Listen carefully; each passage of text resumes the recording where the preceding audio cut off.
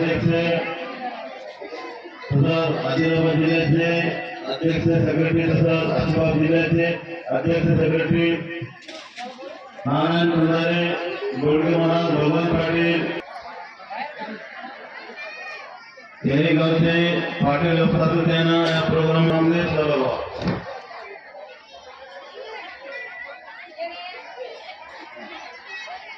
ज्याही गावचे युवक म्हणा तरी वाढण्याकरता थोडा सहकार करावा, थोडा सहभाग व्हावा।